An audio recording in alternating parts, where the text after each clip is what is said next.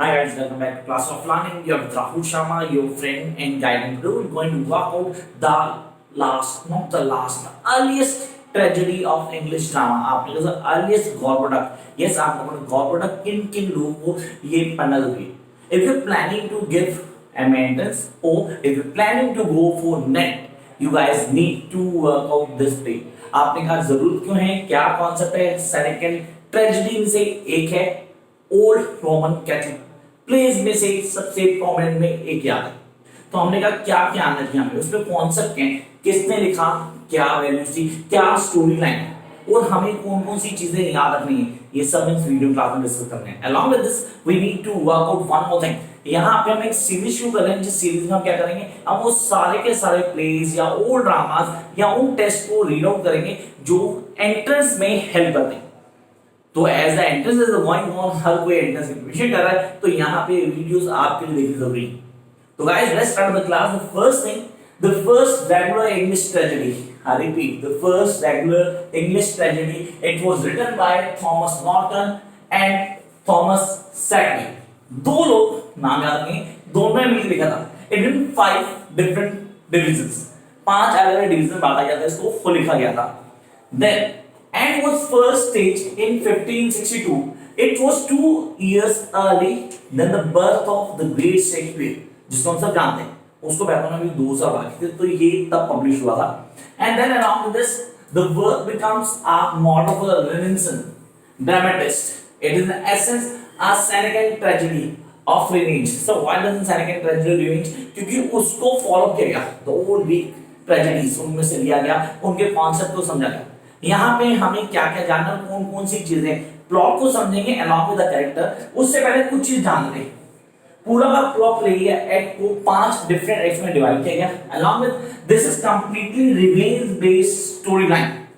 इसकी story line पूरी की पूरी रिवेंज पे है. Along with a chain of murders.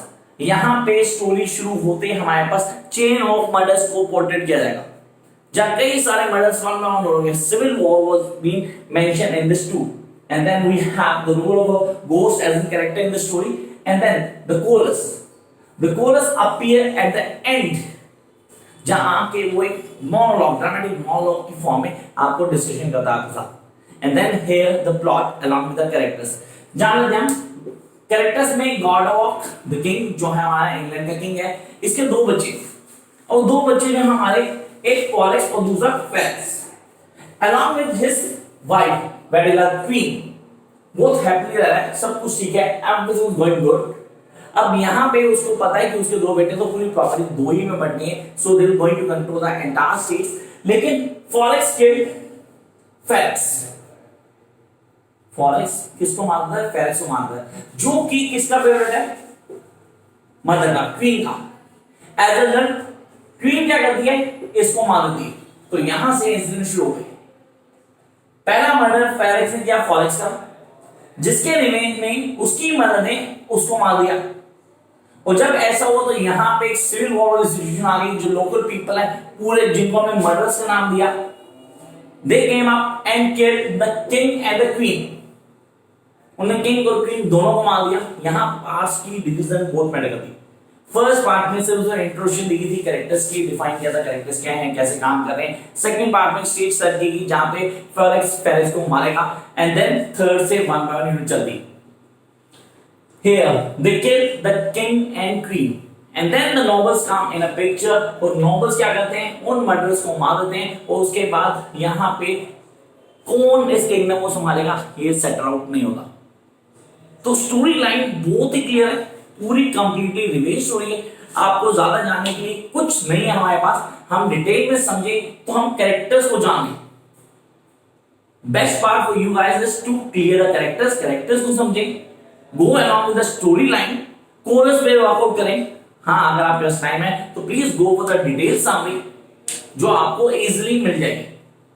तो ये ब्रीफ डिस्क्रिप्शन में जहां पे हमने स्टोरी लाइन बताया, मैं रिवेंज को पूरा सम अप करूं, मैं बताऊं कहानी क्या थी, प्लॉट कहां से शुरू हुआ. किंग के 2 बच्चे, उन 2 बच्चों से एक ने दूसरे को एज अ रिवेंज मार दिया. जिसको मारा गया वो मदर का फेवरेट था. एज अ रिजल्ट मदर ने दूसरे को मार दिया. और यहाँ पे एक सिचुएशन बन गई सिविल वॉर की, जहां local people came up and kill king and queen. And then the nobles came up from somewhere and they killed the murderers. And the peace was being restrained and the chorus appear here. तो guys, I hope to clear god work आपको समझ में आई हो.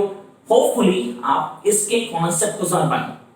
For more, you guys need to read out the summary. Till then, like, share, and subscribe. You think it's worth to watch and share. Bye, guys.